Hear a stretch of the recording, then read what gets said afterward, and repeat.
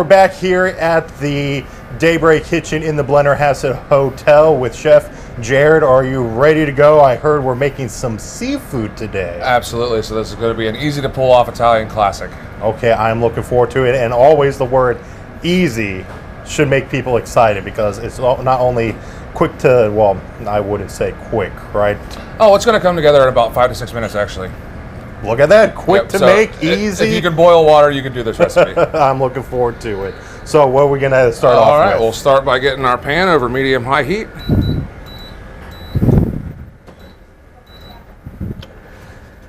Let that have a second to come together. We'll start with a little butter. Get things moving. So we're going to get that moving.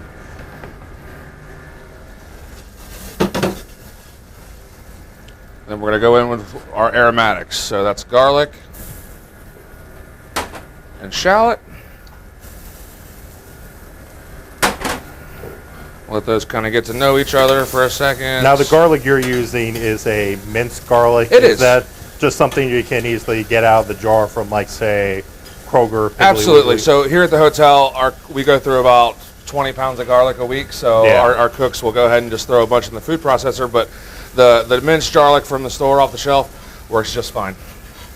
Sounds good. If you don't have time to, chop and want to have smelly fingers and all that fun stuff. So.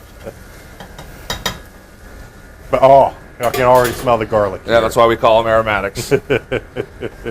And so this is a stew. So Cioppino, it's Italian fisherman's stew. So when you have your vegetables here, we have carrots, celery, and chunks of red onion.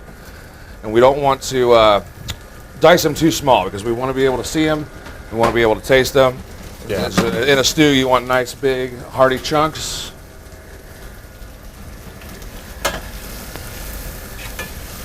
And again, we're not going to have to worry about cutting these down or simmering these off too much because the liquid and the recipe is going to do the work for us. Okay. So once those get to know each other, we start smelling our carrots and celery and onions mixed in with the garlic and the shallots. We're ready to move on to the next step. We'll add in our bell peppers because those are a little more delicate of a vegetable. So you're using green peppers. It's okay if other people, maybe if they have a leftover yellow bell pepper. Oh, absolutely. Is that okay? So this is another one of those really customizable recipes. Working class people, ate this recipe coming off the boats, bringing in their fish haul for the day. So it was whatever mom had in the pantry to throw together. All right, so now we're going to go in with 4 cups of your favorite brand of crushed tomatoes. As we start simmering away here, go ahead and bring it up to high heat. So here at the hotel, we have a lot of seafood options, and one of our favorites is Chilean sea bass. So the base of this recipe is going to be any kind of whitefish you like. You can use cod, pollock, haddock, but today we're going to be using sea bass. Okay, we're going to use sea bass. Probably my favorite whitefish is probably going to be cod. Oh yeah, absolutely. Well, it's cheap, accessible. Yeah. Yep. All purpose. So we're going to stir in each one of these ingredients to make sure they get nice and hot down in that simmering liquid. And then we'll go in with some shrimp. And again, these are all affordable cuts of fish here. Yeah. Something you can pick up from your local grocer. Then we'll go in with some scallops. And you said as well, customizable. So do we have to use like scallops or shrimp, or can they be whatever you want. So this is actually a really scalable recipe. So here we're doing a small pot for 4 or 5. Okay. If you wanted to bring it up a notch, you could do it for in a bigger stock pot for 20.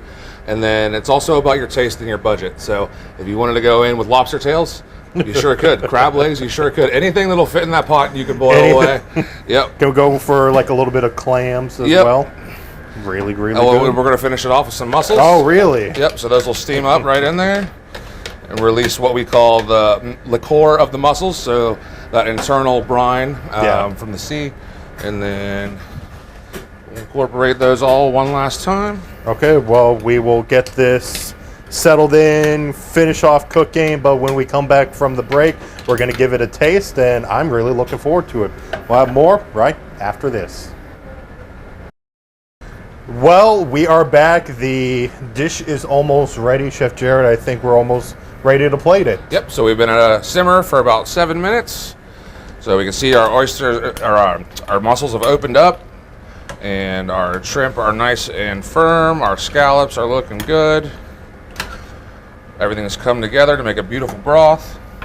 So now we're going to season stuff up. We'll finish with a little bit of butter for that mouthfeel, smoothness. And then I got the utensils ready. Kosher salt. Some fresh herbs here. I have a little bit of basil and oregano. And again, this is a rustic dish, so we don't need to finely chop anything. We're just going to throw it all in there and kind of let everything get to know each other. I'm putting this on just finish with a splash of white wine so we can actually taste it.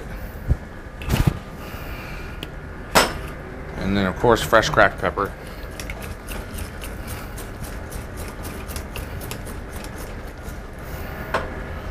Give that one final get to know you here. Mix it all together. Those herbs really kind of instantly do their thing with the smell and the aroma.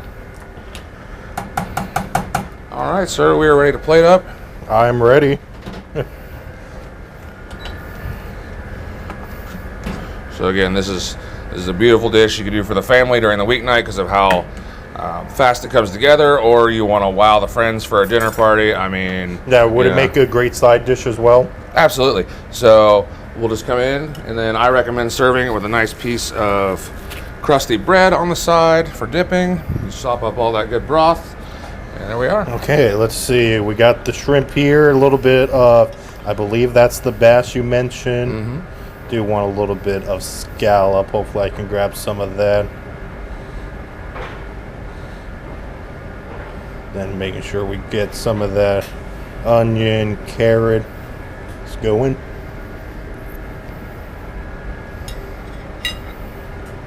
Should probably let it cool down a little bit, but overall it's still really, really good. It is phenomenal. I think I got a little bit of bass, missed out on the scallop, but you know, when we cut the cameras, I'm going to go right in because I want some of that clam right there, also some of that shrimp. But Chef Jared, thank you so much. And as always, people can find the full recipe over on our website at WTAP.com. But Chef Jared, looking forward to what you have next time around. Absolutely. But we'll have more on Daybreak right after the break.